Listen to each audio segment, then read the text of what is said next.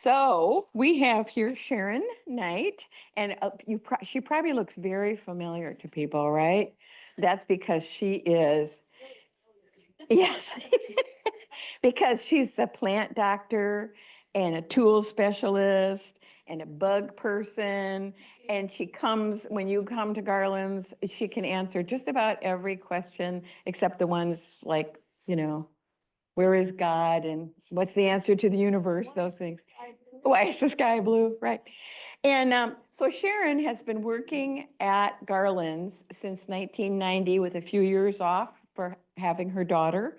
So that's why she's so familiar. How many years is that? 34 years with a few years off? Yeah, well, I took 9 years off. Right. Yeah. And interestingly enough, at one point she asked me to adopt her. You know. I know. At any rate, so I always loved this story when she got hired by Don Powell at Garland's. She could keep an African a violet alive for 2 weeks. No, I could kill one. You could kill one within 2 weeks. They wanted to know what I knew about plants, and I said I could kill an African violet in less than 2 weeks. I was good at it. I'd done it twice. So, and here she is now, who can, answer and has a lovely garden and can answer all your questions about tools today. At any rate, you can tell us more about yourself, and I'm going to get us going. Very sure. Close to your. Nice. Okay, can you hear me? Yes. I have a tendency to be too loud, so sometimes these actually don't work in my benefit. So This will work from. if I'm not in the middle of it.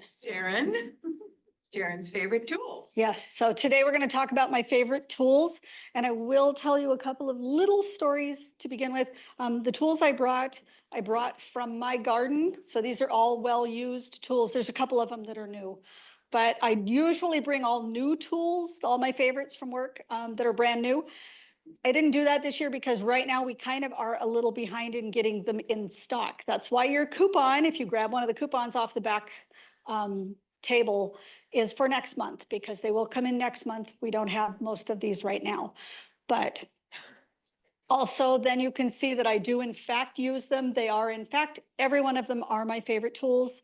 And I say that because they all have a different purpose in my garden. And so they can be my favorite tool, because obviously my favorite pruner and my favorite shovel don't do the same thing. So, anyway, so we're going to talk about my favorite tools, and we'll start with, what are we starting with? The broad fork.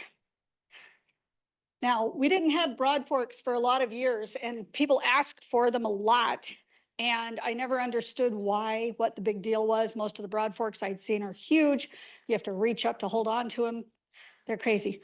But this is the broad fork from DeWitt. This is the one that we purchased. This is probably the most expensive tool that we carry at the nursery. Of course, I had to buy one immediately when they came in. If you're going to use your 20% off coupon for a really good product, this is the tool you want. I will also tell you, because they are so expensive, we never get more than 3 at a time. So if you know for a fact that you're going to come in and get a broad fork, call us ahead of time and tell us, because we haven't got the order in yet. We can add to it. I mean, we have the order, but we can add. Huh? How much is it? It is, when I got this one and the last time we had one of these, they were $275. They're from DeWitt. You will never have to buy them again. They're wonderful. Don't do what I did. I bent one of the tines right away because I got too excited about it and tried to take a very large Western sword fern out without loosening it too much. I just shoved it underneath there and tried to pull it out and bent the tines. Don't do that. But what I use mine for, because I have very rocky soil, and so this works really well to get in the soil. Now, some people use digging forks, and I've used a digging fork before. They have little shoulders that you step on, just like a shovel. Oops, let me fall over. That you stand on them like a shovel and push them in, and it's fine, but it's a very narrow little place to step on. This is very broad. It's pretty heavy, so when you drop it into the soil to begin with, it already sinks down in. And when you step on this flat part of it, you can work it all the way down And then you just lean back with it. And you use your body weight to lean back. You use your body weight standing on it to loosen it. It's great for everything except really high raised beds. Don't use it up there because when you lean back, you'll fall out. Not that I speak from experience, but really close. The tines are really long and they're very round and they slide right into the soil very easy. I have really rocky soil, so usually I just have to rock it a little bit to get past any of the big rocks in my garden. I was able to use this to finally get one section of my yard tilled up and used. I had lived in the house for 2 years without loosening up the soil or getting all the weeds out of one half of my front yard, just because the soil is more rocks than soil. Literally, I sifted my soil and 1/3 of what I have is rock. Everything from this big down to little gravel. Can you use that to aerate your soil? You can use it, and I use it for a lot of things. Like I have dandelions, my one patch that took me forever to get cleared up. It has a lot of dandelions in it that I have used other weeders to break them off. This you can get down in and just rock a little bit and it'll loosen, or you can just step it down into your soil in place of an aerator. It does not pull little cores out, but it will make little holes in your soil. It'll take you forever to do your whole yard with this. But if you're, it doesn't take much loosening to really open up the soil down there if you have really compacted soil. So if you're a no-till person, If you're a no-till person, my husband bought an electric tiller and I won't use it. I'm not good with power tools. It's too hard for me to hold on to them. They seem to want to run away from me. So the tiller tried to run away from me, so I don't use it. But I got this and I told him he can sell the tiller, which I think he did last summer. But this doesn't take me very long. I tilled up my whole yard that had taken me a couple of years to even get started on. And it took me like in an afternoon to get it all tilled up. And then you can pull out and just go along and pick up your dandelions because anything that has a root longer than this, now maybe they'll break off, but most of my dandelions weren't much longer than these tines. I also, the planting seeds, helping with planting seeds. I used this last spring to plant my carrots. I just poked it into my garden beds and then I put a little potting soil in the holes and put a little carrot seeds. Got the best carrot crop ever. Usually my soil's a little too hard to grow carrots very well. So that worked for me. There I am trying to use it at work with all the roots. Oops, whoops. Oh, second one. Wait, back up. Where are you going? gone too far. You're gone too far. Okay, so that's the broad fork. That is definitely one you'll want to use your coupon for. That is one that I am so glad. This has been like the best tool I've ever used. Sweeter. That That wasn't the second one in my list.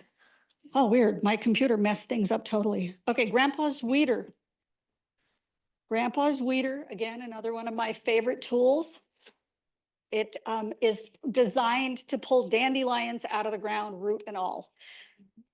In the Midwest where this was made and the soil is softer, this is made in America, so some people are really excited. This is made in Holland. A lot of my tools are from DeWitt. They're made in Holland. They're really good quality. They're really expensive, but if you're wanting to go made in America, this is definitely one of those. This one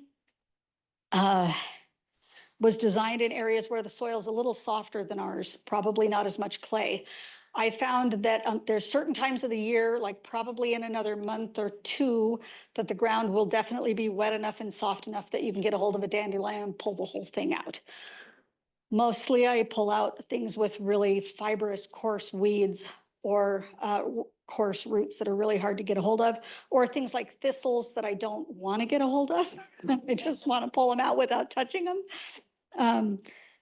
This works by, you put it on top of the weed. It's got 4 little prongs and you position it right over the center of the weed, put it down in there, step on this little lever to press it into the ground. And then when you pull back on it, it pinches it closed.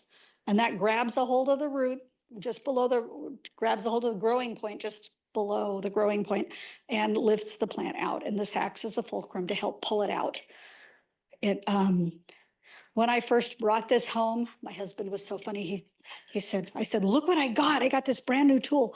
And he goes, oh, that's the stupidest tool in the world. Because we had one of those tools when I was growing up. My mom had that. It sat in our garage and gathered dust. Nobody used it. My parents wouldn't use it. They wouldn't let us use it. It just sat there. It was just a useless tool. I said, well, your mom's kind of a useless tool. So let me show you how this works. My next door neighbor has a little 5-year-old. He was younger. He was so much younger than their other kids. He was kind of a late in life child. And so the other kids wouldn't play with him. He was always looking for something to do. And he was out in the yard. And I said, Jonathan, come over here. Check out this new tool. I showed him how to work it. He weeded my entire yard. He pulled all of those little subterranean clovers that spread all over. He pulled every single one of them out with this thing. So yes, he filled my yard debris bin, and the next day he came back and did it again after they emptied it. So that is how you use this tool. You give it to a little kid. I apologize to my mother-in-law, but not really. Okay. Yeah, she's not here, so I don't have to worry about it. Okay, the half moon rake. Rake? No, half moon pole. It's not a rake, it's actually a hoe. This I just recently got, so it is not as worn as the rest of my tools, but it is amazing. It is angled so that when you are pulling across the ground, it works its way just under the mulch layer and cuts off that whole layer of weeds that are underneath there. So this is great in the early spring and in the early fall when the rains start in the fall and all that carpet of little green weeds pops back up. This will cut them all off at the roots when they first come up.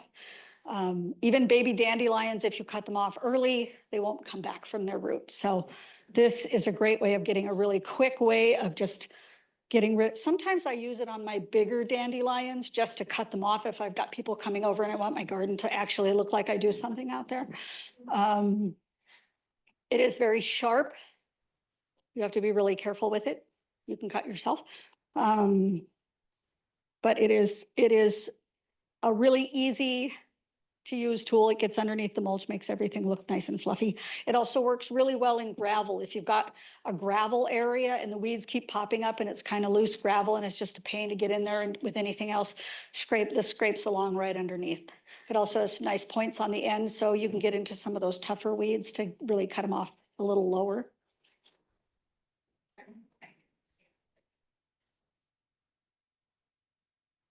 The disc weeder, that is my other. I bought the disc weeder before I ever bought the half moon weeder. The disc weeder does basically the same thing. It's flat and you kind of just slide it along just below the mulch level or just below the top layer of soil, and it slices off the weeds. It kind of does the same thing, but not exactly. It is smaller. It can get in between plants easier. Doesn't have any really sharp edges. So if you get around a tree or near a tree with it, you're not as likely to chip the bark of the tree and cause, any kind of bacteria to get in there. You're not as likely to cut off some of the little perennials that maybe you're trying to keep.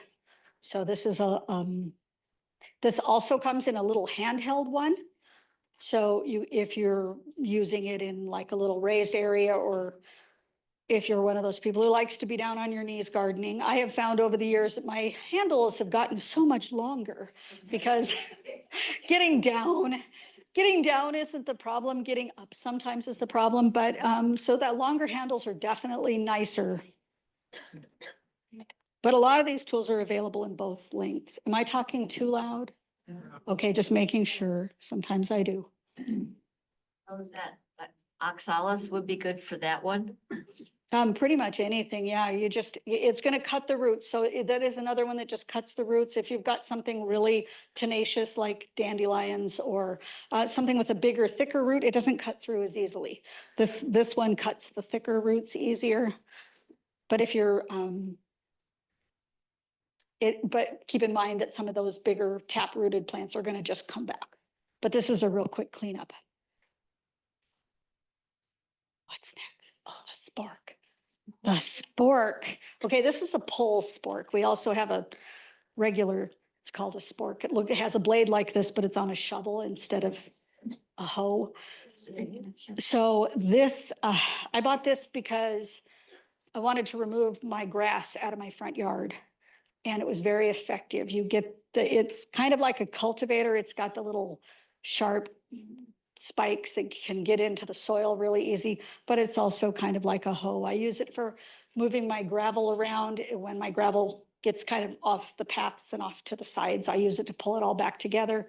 It also is really good. I got it under the edge of the lawn and just peeled back lawn to remove lawn from an area, or at least get a start on it. I don't know what else to say about this one. You'll notice mine is a little rusty. I am really bad about oiling my tools. It's a good idea to oil your tools, and a really even better idea to store them in a place that isn't damp. My tools, I found out how much my garden shed leaks because a lot of my tools were rusty. So if you're wanting to keep your tools forever, you're going to kind of want to watch that. I'm going to have to use a wire brush and get that rust off of there. And oil your handles. And oil everything, oil the handles, oil the metal, sharpen the blades. This one has a really good bevel. If you're wanting to sharpen your tools and you're not sure what, I've run into people who aren't really sure what the bevel means. This one has a really good beveled surface. It's easy to see. They can easily talk to anybody after class if they want to, about how to sharpen these. The root slayer. I brought the new one because mine's kind of crusty. This is the root slayer shovel, and it's a really stupid looking shovel.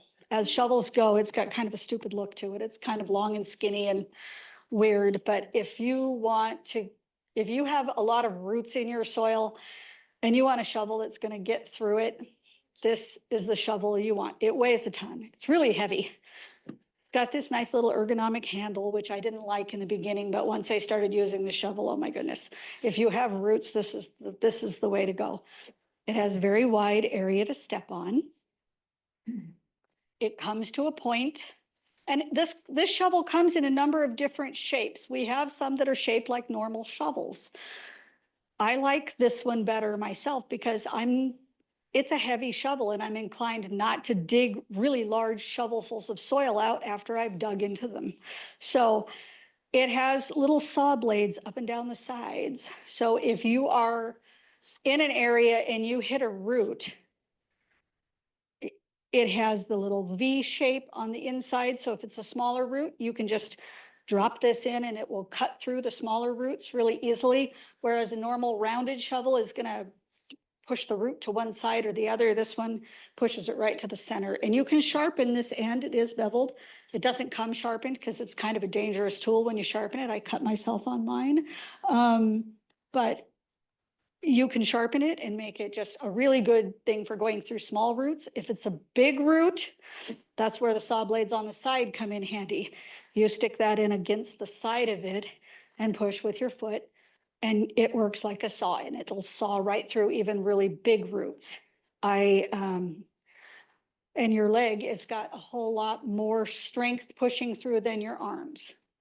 And if you don't believe that, do a bunch of push-ups and see. If you can't do push-ups, your arms aren't strong enough to lift your weight, but my legs are strong enough to lift my weight. They do it all day long. So they are definitely stronger, and it's easier. And I took out, when I first got my root slayer, a 9-year-old cherry tree. Took me less than an hour. It sounds really impressive, but it wasn't a healthy tree. So it wasn't that big around, but it was still, it had a lot of roots that had to get cut through. Blackberries, Himalayan blackberries. Himalayan blackberries. The one thing I did use my root slayer for, now I don't use it as much at the house I'm in because, like I said, I have a lot of rocks. But what I did use it for is I also had this giant clump, well, 3 giant clumps of that red hot poker plant. And I don't know if any of you are familiar with that, but that has got the biggest, thickest fibrous root system underneath it. And I tried to dig it out with a regular shovel. I'm not a big fan of those plants. I wanted to just keep part of one clump. I didn't need three of them taking up my front yard. So I tried to dig them out. And I found I could dig around and lift the clump really well, drag the clump. Weighed like 400 pounds. Well, it didn't weigh 400 pounds because I was actually able to move it, but it weighed enough that I couldn't. And I tried to cut it apart with a regular shovel and I couldn't. And then I went, oh gosh, what am I thinking? I have a root slayer. So I went in and got the root slayer, put it in the middle of the next clump, dug right down into it, just sliced it up into little manageable pieces that I could easily carry off and make my neighbors take. So, it comes in a regular shovel. It comes in this. I think it comes in maybe a trench digger too, which I don't think we haven't had. I think that's more of a special order. It also comes in a little, it's called a nomad or a little perennial shovel that is good for going camping if you're needing to clear, do any digging while you're camping, dig a fire pit or something. So that. Version also. Yes, there's a little handheld weeder knife that has this same little saw blade on one side and the same little V point on the inside. So, but it's from Radius Tools. It is, most of the tools that I like to talk about are not made in China because the tools made in China tend to be a little on the lower quality side. Radius is made in China, but these are actually really good. So it's probably the only good tool that we have that is made in China. I'm not a giant fan of this handle. The handle fades if you leave it out in the sun, but don't leave your tools out in the sun. All the handles get damaged if you leave them out in the sun. But you do need to put them away. You do need to put them away. Yes, that's important. If you want your tools to last, if you're going to spend a lot of money on these nice high quality tools, you're going to want to make them last. You're going to want to take care of them. So I'm going to channel your mom for a minute and say, clean it up, put it away. Always have a spot where it belongs and put it there. And I will tell you a fun little story about putting things where not in the spot where they belong, and the problems that can cause. So, and also when they're being put away for the winter, make sure you're putting them somewhere out of the sun, somewhere dry. I put my tools in the shed and they got rusty. You want to put a little oil coat on them, all of it, on the metal, on the wood, on everything, just to protect it over the winter. Oh, and put your name on them. No. Okay. Pruners. We have a couple of things of pruners. I just want to talk about these a little bit. I brought two different kinds. So she mentioned that I started work at Garland Nursery in 1990. When I started there, Don gave me a pair of Felco pruners and a holster because you have to have your sidearm in a holster, he said, and a pair of gloves. And he said, when you wear out the gloves, you have to buy your own. When you leave the nursery for any reason, the pruners stay behind. Somehow I managed to leave for 9 years when my daughter was born and not leave my pruners behind. I'm not sure how that happened. I did promise to come back, which I did. I got these pruners in 1990. I have used them for a lot of stuff. I have never had to replace any parts, but Felcos are great. All of the parts are replaceable. The only two pruners I'm really going to talk about today are Felco and Dram. I have a little tiny pair of Dram, which the lock broke on right after I got them. But I like Dram. I like these little tiny, I feel like these are really great pruners for any heavy work I have to do. If I have to prune roses, if I have to prune my fruit trees, if I have to cut through anything thick, these are really good. There are a lot of different Felcos out there. Felcos are made in Switzerland. There are a lot of ones out there, different styles, different sizes for different hands. I have a Felco 2. I'm coveting the Felco 8 because I like the handle better, but the blade is the same.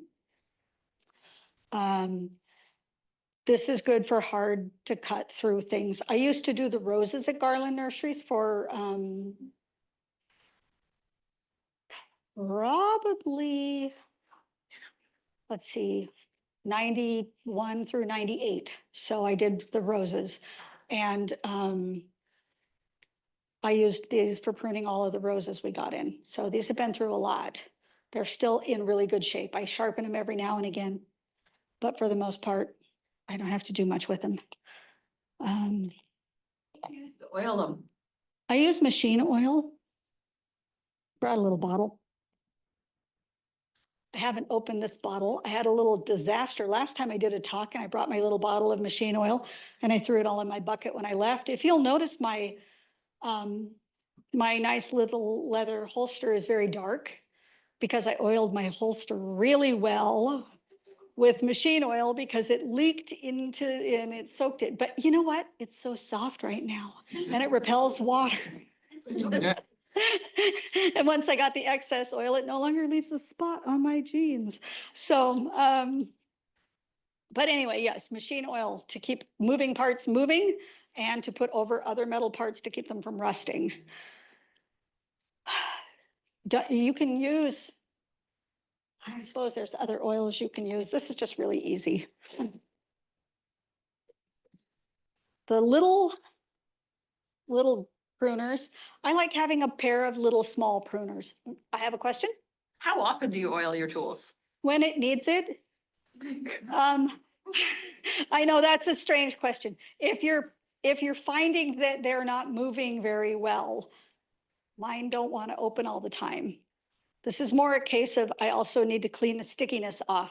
But if you're finding that they're just not as smooth as they used to be, then oil it. If you're going to store them for a long period of time, say it's late in the winter, you're wanting to just put your tools in the shed for the winter, because I'm a fair weather gardener. I don't want to be out when it's raining and cold and foggy.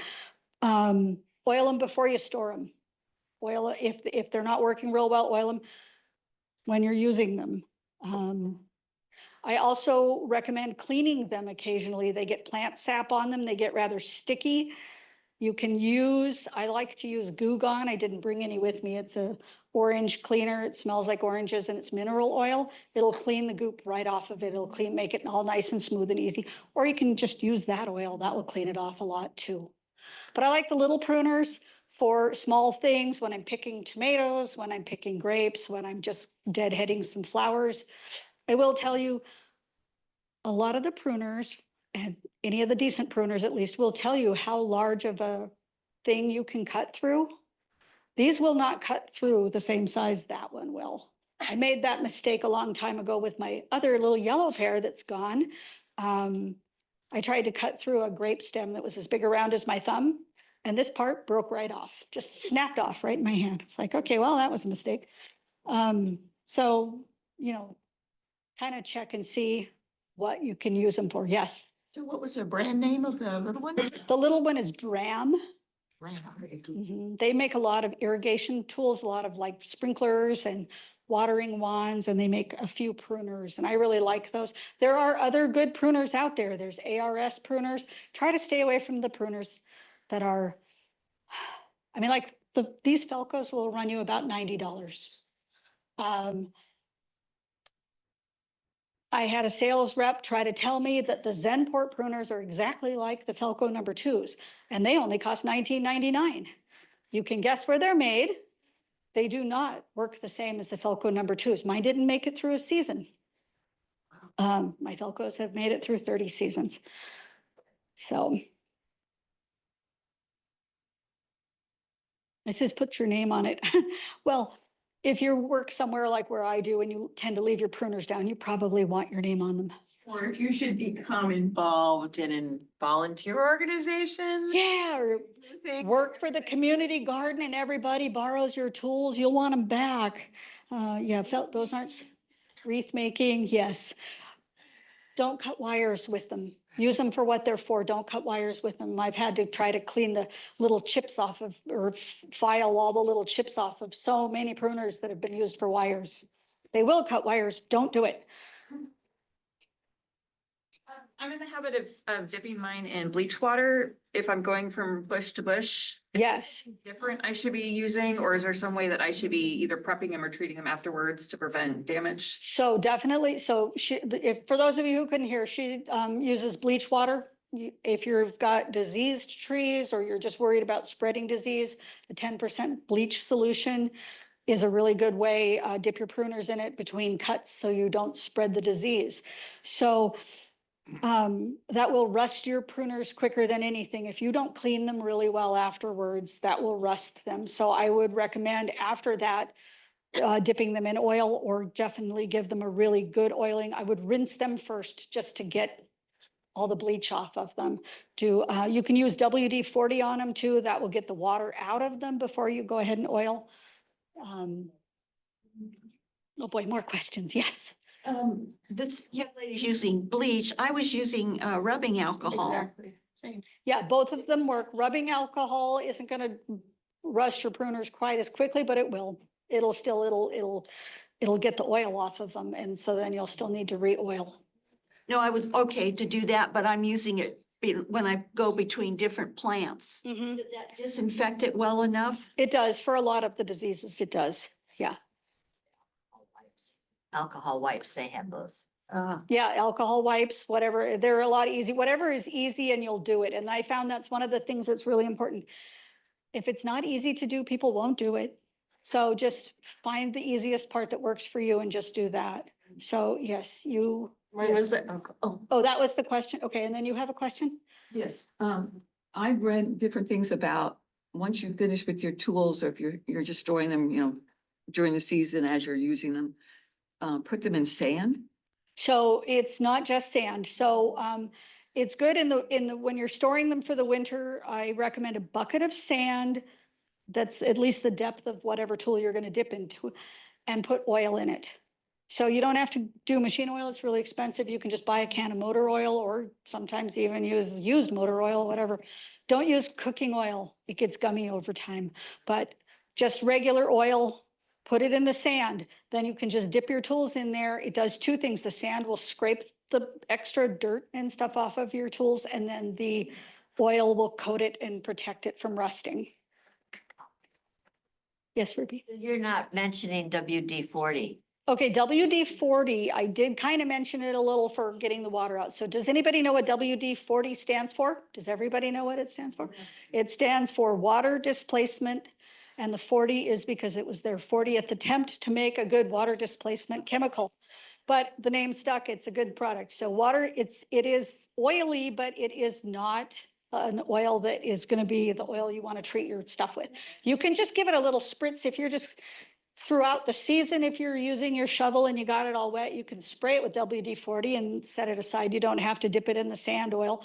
I don't like dipping my shovel in sand all the time in the oil, because then it's got fresh oil on it all the time, and I don't want to dig in my garden and put oil in my garden. I know it probably doesn't hurt it, but I don't want to take a chance. So WD-40 is good for that. I will recommend, if you're doing that, don't spray it in your garage or on a slick surface floor, because you will slip and fall. What's the percentage of your bleach solution? 10%, 1 to 10. 1 to 10.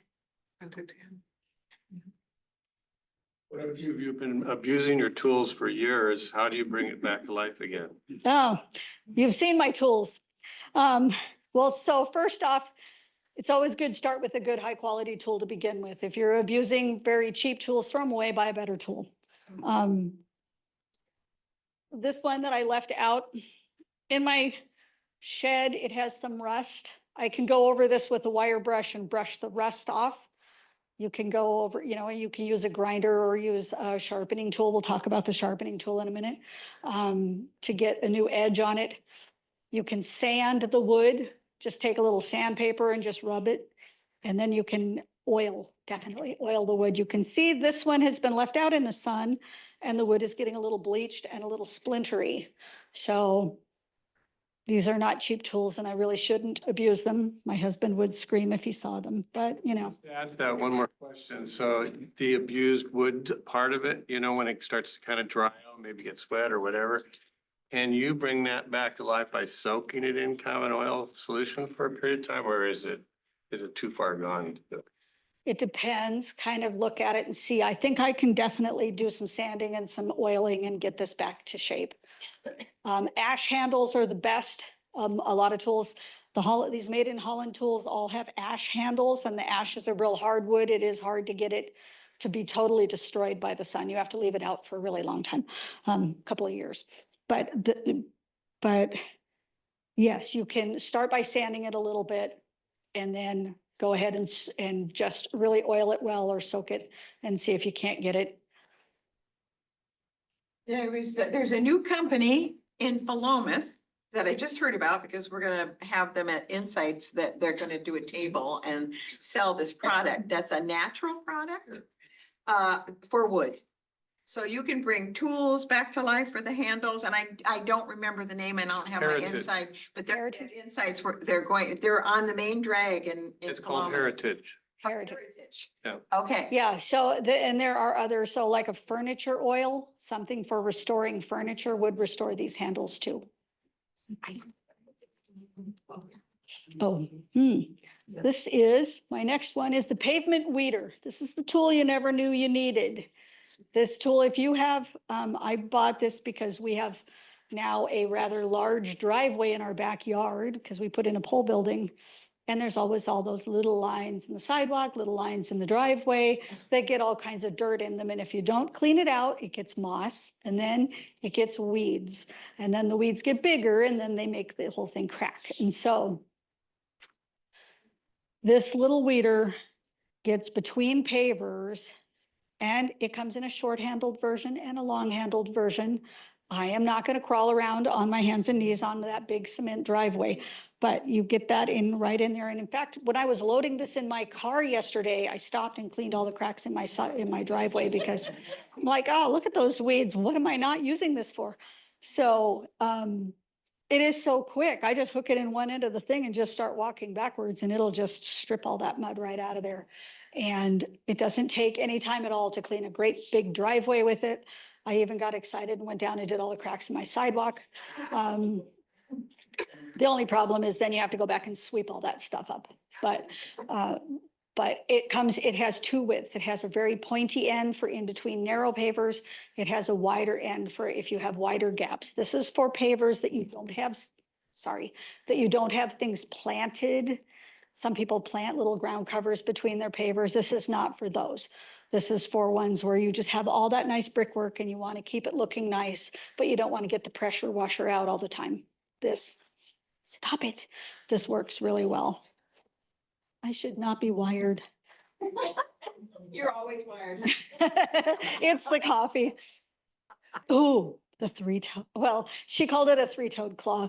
Technically, it is called a three-tine bio weeder. I don't know why, or bio three-tine weeder. Anyway, it's from Holland. It's a great little tool. I love it. This is my absolute favorite next to the broad fork. This is my absolute favorite. I have had this tool. This is probably the first of many of the Holland tools that I purchased. I use this all the time. This is my personal one. I've had it probably 15 years. You can tell by the handle. The handle used to be this color. But it is like, it's a glove saver. If you're one of those people who wears out the tips of your gloves because you're trying to get a hold of the base of a weed and you're digging into the soil to get it, you set this on the soil, even if your soil is really hard, put your hand on it, wiggle it a little bit, it breaks all the surface of the soil. You can get a hold of that weed. You don't wear out your gloves. It also, I call it my gopher claw because you can dig through any kind of soil with this. At my old house, I had really heavy clay and rocks and I was trying to clear it. And this will dig right through everything. Unlike some cultivators, most cultivators, the tines curve inward like a hand. This one, it curves outward. And I just feel like that gives you more leverage for breaking things up. This is also the tool I go to if I'm planting a plant that is really root bound. I will hook that into the roots and just fluff those roots out with it. So I use it for absolutely everything. Last year, I lost this tool. I was in a panic. I put it away, I thought, and then I went to go get it to take it out because I was going to work in the yard and it goes with me every single time, no matter what other tool goes with me. This one also goes with me. And I couldn't find it and I was in a panic. And instead of doing any work in the yard that day, I spent the entire day searching for it because it wasn't where it belonged. And I looked everywhere. I looked in, I'm like, I wouldn't have put it in the back shed, but I looked there. I looked in the house, in the corner of the living room where I have a shelf that I keep my tools that I just set when I'm working and I come back in. It wasn't on the front porch. It wasn't out in the yard. And I thought, oh gosh, did I leave it out in one of my beds that's close to the sidewalk? And someone walked off with it. And then I started thinking, oh God, I can't live without this. So I ran down to Garland's and I bought another one.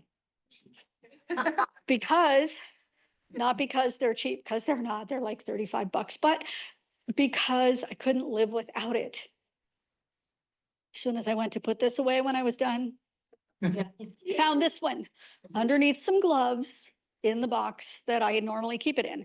So now I have two, but I want you to look at them. These are the ones, these are Holland tools. This one is a year old. This one is 15 years old, and I use it every time I'm outside. They are the same, except for the handle is a little more worn. They don't, I mean, these are like tough, really good quality. I think I did bend one of the tines once, trying to pry a rock out of the mud.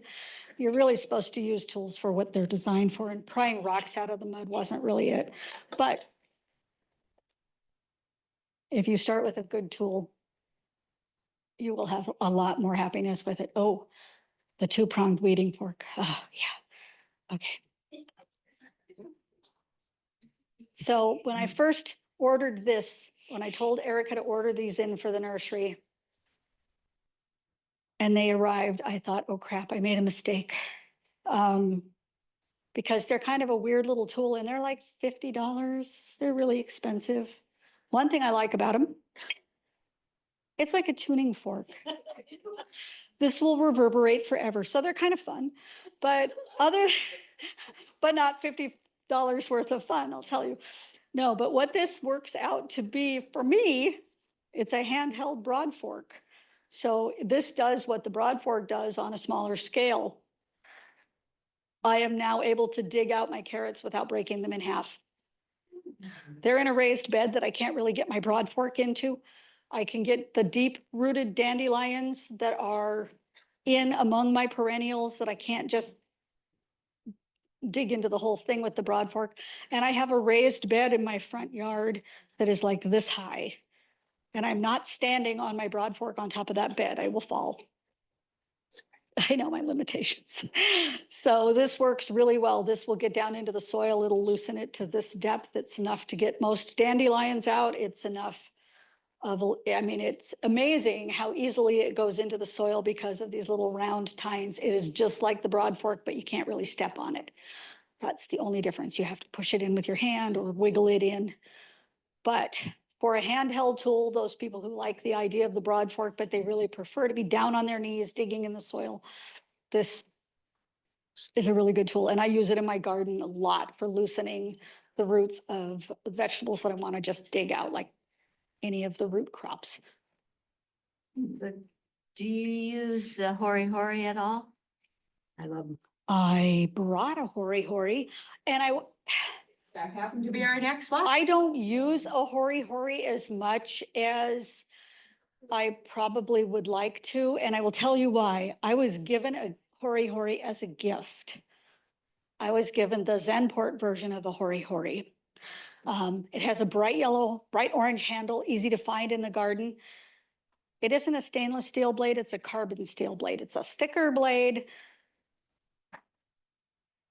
It's not as ergonomic. I don't like it. I just don't like it. I've used it, but I don't like my hori.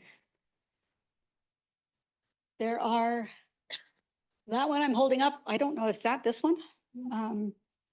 So the stainless steel blade, so people who love using a garden knife, a hori is great.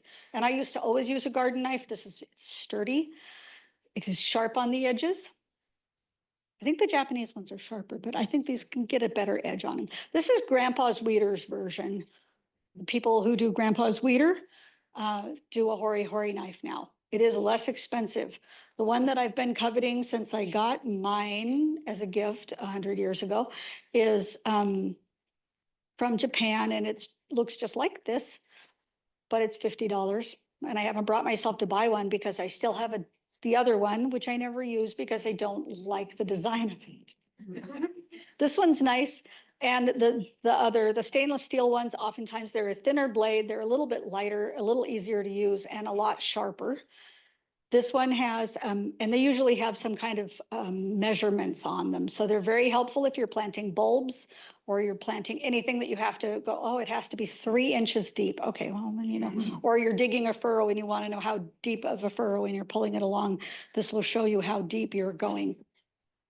So in that respect, it's good. They usually come with some kind of a little case. Mine, of course, didn't. But a lot of people really like these. I haven't used mine as much. I did kind of use it a lot when I first got it, but then I really wanted one of these and I didn't. And maybe we'll buy one of these this year and get rid of my other one when no one's looking. There was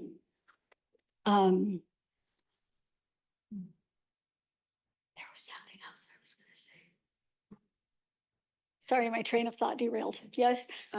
You said that you would use the hori instead of the grandpa's weeder? No, this particular hori is made by the same company as the grandpa's weeder. So there's a lot of different horis on the market. Oh, I have one that came from Zenport. And it has a plastic handle and it's kind of crummy. I don't like it. But this one is very similar to the other one that I've been looking at that's $50 that is made in Japan and really high quality, good quality handle. Yes.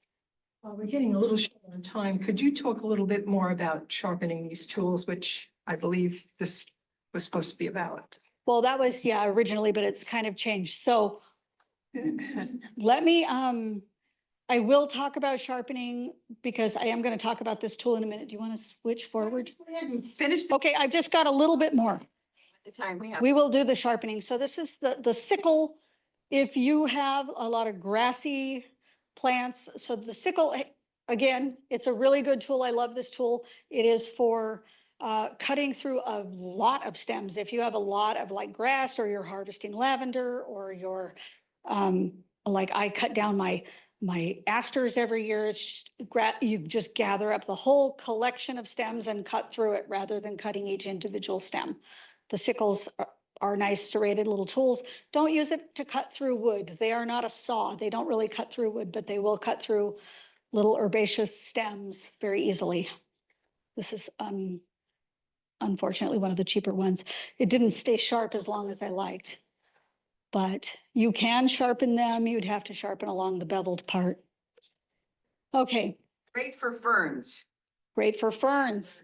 Yeah. Okay, I just want to show you this one. This is one of my favorite tools also. I can't help myself. This is called a nut wizard. And if you don't just have to have nuts. You can have like windfall apples or anything like that, anything round that, you know, out in your yard. You just roll it over the top of them and it picks them up. Oops, sorry. Very effortless. I use it when I'm thinning my peaches and I'm having to pick up all the green peaches off the ground. It's good for harder things like apples and green peaches and black walnuts. Not so good for soft things. Don't wait till the peaches are overripe. It comes with a handy little metal thing that sits on the, I don't know what you call it, but you put it on the bucket. And then when you have the tool, when you have picked up your little thing, you can just put it like that to empty it. You don't ever have to touch. This is great if you're picking up windfall apples because they often are covered with bees and you could be at a distance and the bees don't even know you're there. Okay. Also works on what? Sweet gumballs. Sweet gumballs. It's a little more difficult because they're spiky, but it does work for those. You did that at Garland's. I did.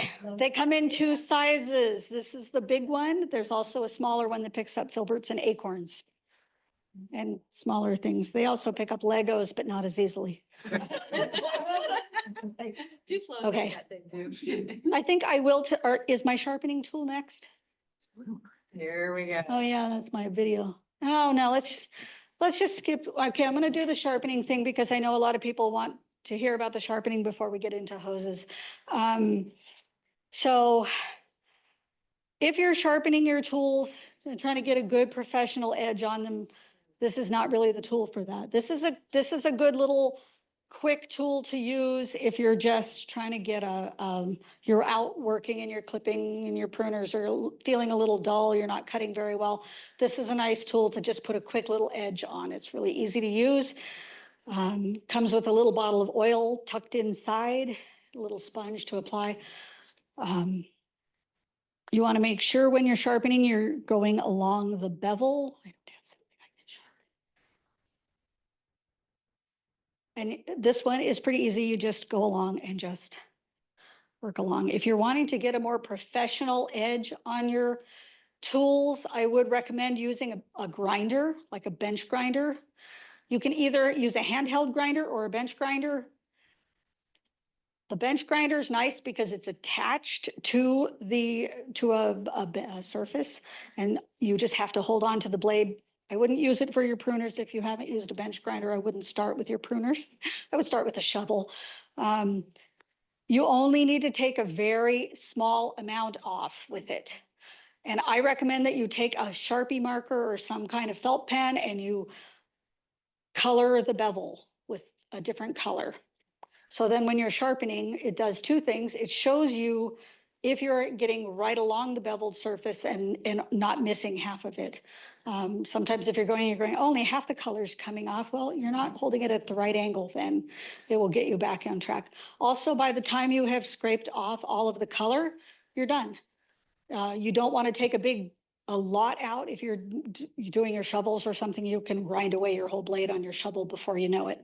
So if you are using a handheld grinder, make sure your tool is in a vise. If you're using any power grinder, one of them has to be stable. Either the tool has to be stable or the grinder has to be stable. Don't try to hold the shovel and the grinder. You will hurt yourself.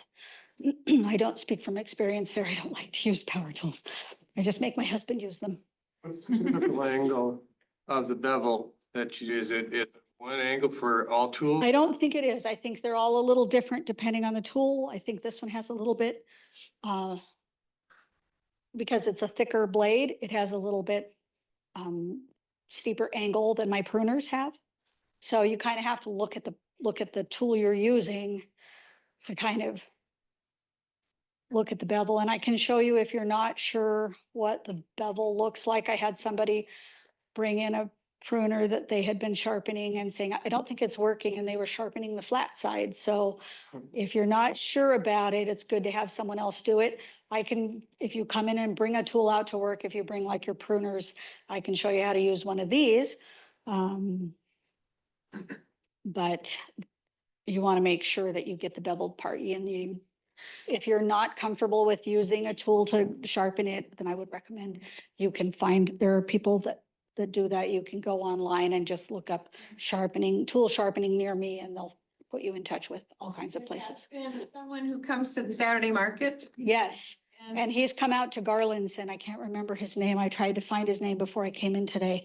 But he has a whole setup in his van to do this, and I don't know what he charges. It's not a lot to sharpen things. Is she too? Can a person use like one of those whetstone bricks like you use for your? You can definitely use a whetstone. Again, that's very similar to this. This is like a cheaper quality whetstone.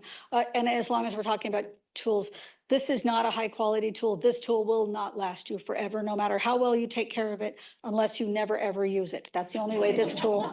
It's the only way this tool will last you forever. This tool will last you for a while, and it will be good for what it is, and it's not that expensive to replace. But yes, you can get a whetstone. Again, you're going to want to pay attention to the angle. Same thing, you're going to have to, and you're going to want to kind of know what you're going to have to kind of know what you're doing with it, and make sure you're going along the bevel and making smooth motions instead of little choppy ones. So. What about a metal file? You can use a file, and I used a file on my root slayer because it has a lot of little edges. That's what you have to sharpen with a saw. So a file is very helpful for smaller areas like that, and heavier like shovels and things. This is not great for shovels. All right. Go back do we want to talk about hoses or adjustable sprayers? So just a couple of things. Hoses, I just wanted to talk about these two hoses. I know people are leaving now because it's late, but we carry a lot of different hoses at work. We have carried a lot of different hoses at work. These are the two I like. These are the two that I would recommend. I don't really recommend any of the others. The Water Right hose is made in McMinnville. It's local. It is drinking water safe. It is a very lightweight hose. I have them up here. You can pick them up. These are 50-foot hoses. They don't weigh hardly anything. The only thing I don't like, the smaller ones, like the 7/16, they will cut your water pressure. And also when you're rolling up the hose, the other complaint I've heard about this hose is when you're rolling it up, it kind of wants to go its own way. So you can't just keep winding it this way. Sometimes you have to flip it around and let it do its own thing. But other than that, I have had one for years. It's great. The 0G, I have no complaints whatsoever about from anybody. I've not heard any complaints. The only thing is you have to be careful with hoses. That's another thing with taking care of. When you are pulling your hose, don't pull it by the watering nozzle, just hold onto the rubber part of the hose. The ends are the weakest part of the hose, and even on the ones that they say they're reinforced and they won't come apart, if you work at it enough, they will come apart. I got my 0G for free because somebody pulled the end off of it. And they are really hard to put another part on because the inner hose is much smaller than you'd expect. If you want to talk about hose care, you can come talk to me at work, come talk to me after a little bit, because literally I could do an entire hour on hose care. It's kind of my pet peeve. Yes? The big thing about hoses I found is like, you don't leave the water on, Right, always. that they will make a hole. Yeah. Don't run over them. Don't leave the water on. Don't leave them laying out in your yard all the time because the sun will damage them and you'll have a tendency to hit them with the lawnmower. There's just a lot of things. Also, the sprayers, we have a couple of different spray heads I brought in, watering wand. I didn't bring in wands, but I brought in spray heads. This one has 9 different patterns. You can do angles, you can do mist, you can do a center cone, a stream, a flat, whatever. My husband loves these because he likes to wash the sidewalk. I use the one that has just 2. It has shower and stream. Shower is for watering all of my plants. Stream is to keep the neighbor's dog from barking at me. So, no, that's not true. I don't do that, but I so want to. We have a whole pack of little Pomeranians that come out and just bark at me in my own yard. Anyway, they have little thumb controls, a lot easier than the triggers. So these are my favorite. Again, take care of these. Don't just drop them when you are done using them. They have plastic parts that will break. And people tend to just drop them over there. They walk over to their faucet, turn off the water and start dragging them towards them. Quickest way to break these. You want them to last a while, carry it back with you. You got to go back over there anyway. Hold on to the hose, hold on to the nozzle, go back, turn off your water, release your pressure, roll it up. Don't drop them. I think this is our one, Sharon. Oh yeah, the kneeler. Okay, we've all probably seen the kneelers. There's a lot of kneelers on the market. I like this one. This one looks really ratty. I will apologize. I got it for a really low price because our cat at work destroyed it. It wasn't sellable, so I got a good deal. And I was debating not getting one. I like the bench kneeler because it's a bench and you can just sit on it and work on your stuff, or you can tip it over and make it a kneeler. When it's a kneeler, it keeps the kneeling pad just off the surface of the soil. So when you're kneeling on it, you are not crushing the plants down below if you have to get it into your perennial bed to work. It has lovely little handles. So when you get down on your knees, you can really easily get back up. I sold this to somebody who does a lot of gardening because she was having difficulty getting back up. And she said, okay, I'm breaking down. I'm finally going to get one. And then she came back the next day and she said, the only problem with that kneeler is now my arms hurt. Because she worked in her garden for 8 hours because she could get back up and she could move around. So this is, that was Janet. That was Janet. The other thing I found with this kneeler, you want to put your hands in the center. If you put your hands to the front to pull yourself up, you can tip it over. I almost tipped myself right into my wall at home that way. Live and learn. And hopefully don't break your head open against your house. But anyway, the nice thing about this nailer too, it folds flat for easy storage.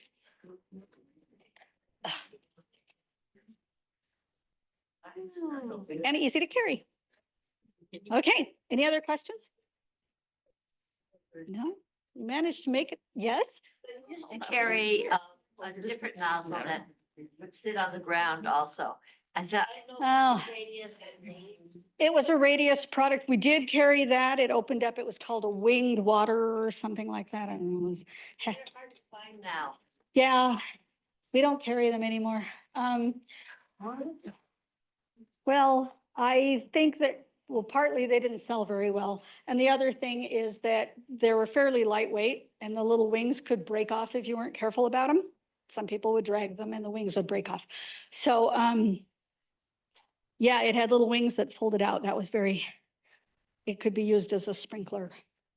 I like a good sturdy sprinkler. Guys, still. I don't know that we can still get them. I guess we could check. Usually something like that, you have to get a quantity of them unless you want to buy like 5 of them, probably. Yeah. Question, Bruna,